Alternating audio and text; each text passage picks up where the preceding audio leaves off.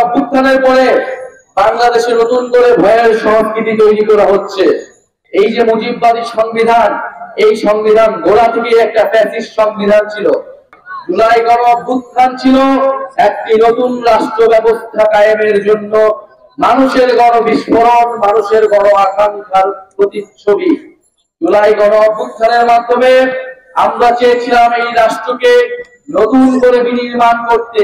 এই রাষ্ট্রের আইন কানুন, এই রাষ্ট্রের বিধিবিধান, এই রাষ্ট্রের ব্যবস্থা, যেই ব্যবস্থাগুলো জনগণের পক্ষে তৈরি হয়নি, যেই ব্যবস্থা, যেই আইন, যেই সংবিধান আমাদের মধ্যে বিভাজন তৈরি করে রেখেছিল, আমাদের মানবাধিকার, আমাদের নাগরিক মর্যাদা নিশ্চিত করতে ব্যর্থ হয়েছিল, সেই রাষ্ট্রের বদল ঘটিয়ে নতুন একটা রাষ্ট্র ব্যবস্থা, নতুন একটা বাংলাদেশ আমরা প্রতিষ্ঠা করব।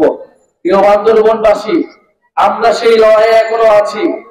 সরকার পরিবর্তন হয়েছে, সরকার পতন হয়েছে, কিন্তু ব্যবস্থার পরিবর্তন হয়নি, ব্যবস্থার পতন হয়নি।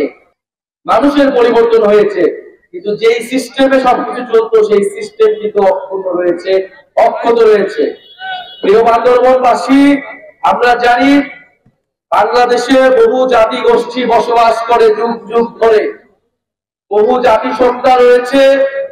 আমাদের ৭১-এর মহান মুক্তিযুদ্ধের পরে ৭২ সালে যেই সংবিধান তৈরি করা হয়েছিল, সেই সংবিধানে আমরা সকল জাতিগোষ্ঠী, সকল ধর্ম, সবাইকে অন্তর্ভুক্তি করতে পারি নাই, সকলকে নাগরিক মর্যাদা দিতে পারি নাই। ফলে এই যে মুজিববাদী সংবিধান, এই সংবিধান গোড়া থেকে একটা ফ্যাসিস্ট সংবিধান ছিল, যেটা সমাজ ও রাষ্ট্রে সবসময় বিভাজন তৈরি করে রাখতো। আমরা বলেছি এই যে মুজিববাদ, যেটা ফ্যাসিবাদের আদর্শ ছিল, যে এই মুজিববাদী মতাদর্শ আমাদেরকে বিভাজিত করে রেখেছে, বছরের পর বছর ধরে নানা নামে সে বিভাজন তৈরি করেছে। কখনো মুক্তিযুদ্ধ বনাম রাজাকার, কখনো বাঙালি বনাম পাহাড়ি, কখনো ইসলাম বনাম ধর্ম নিরপেক্ষতা, নানান বাইনারিতে, নানান বিভাজনে আমাদেরকে বিভাজন করে রেখেছে। গণ অভ্যুত্থানের মধ্য দিয়ে এই সকল বিভাজন দূর হয়েছে। সবাই আমরা একটা ঐক্যবদ্ধ জায়গায় আসতে পেরেছি। আমাদের ঐক্যের জায়গাটা ছিল বাংলাদেশ। বাংলাদেশ পন্থার মাধ্যমে আমরা এই রাষ্ট্রটাকে নতুন করে বিনির্মাণ করব। এই পাহাড়ে যে সমস্যা, যে জাতিগত বিভাজন তৈরি করে রাখা হয়েছিল, আমরা মনে করি তা ইচ্ছাকৃত, তা পরিকল্পিত ভাবে এর সমস্যার সমাধান করা হয়নি বছরের পর বছর ধরে। কারণ এই বিভাজনের ফলে সুযোগ সুবিধা নিয়েছে অন্যেরা, এই বিভাজনের ফলে সুযোগ সুবিধা নিয়েছে লুটপাটকারীরা। আজকে সময় এসেছে আমরা নিজেদের মধ্যে সংলাপের মাধ্যমে, আলোচনার মাধ্যমে, সম্প্রীতির মাধ্যমে আমরা সকল বিভাজন ঘুচাবো, নিজেদের অধিকার এবং মর্যাদা প্রতিষ্ঠা করব। প্রিয় বান্দরবনবাসী, আমরা এমন একটা রাষ্ট্র চাই, যেই রাষ্ট্রে বহু সংস্কৃতি, বহু ভাষার সম্মিলন ঘটবে। আমরা সকল জনগোষ্ঠীর সাংস্কৃতিক এবং ধর্মীয় অধিকারের প্রতি শ্রদ্ধাশীল।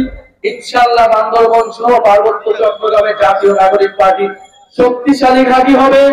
সকল জনগোষ্ঠীর মানবিক মর্যাদা এবং অধিকার রক্ষায় জাতীয় নাগরিক পার্টি সফলভাবে কাজ করবে। প্রিয় বান্দরবনবাসী, আমরা আরো আপনাদের কাছে আজকে কমেন্ট করতে এসেছি যে আমরা একটা নতুন সংবিধান এবং বিচার সংস্কারের কথা বলছি। যারা গণহত্যা করেছে, যারা লুটপাট করেছে, যারা বছরের পর বছর আপনাদেরকে অধিকারহীন করে রেখেছে, তাদের অবশ্যই বিচারের আওতায় আসতে হবে এবং এই রাষ্ট্রের সংস্কার ঘটিয়ে রাষ্ট্রকে গণতান্ত্রিক হিসেবে গড়ে তুলতে হবে। এবং সর্বোপরি আমাদের যে নতুন সংবিধান, সেই নতুন সংবিধানের জন্য গণপরিষদ নির্বাচন লাগবে। কক্সবাজারের চকরিয়ায় আমাদের বহরের উপরে হামলা করার চেষ্টা করা হয়েছে, আমাদেরকে বাধা দেওয়া হয়েছে।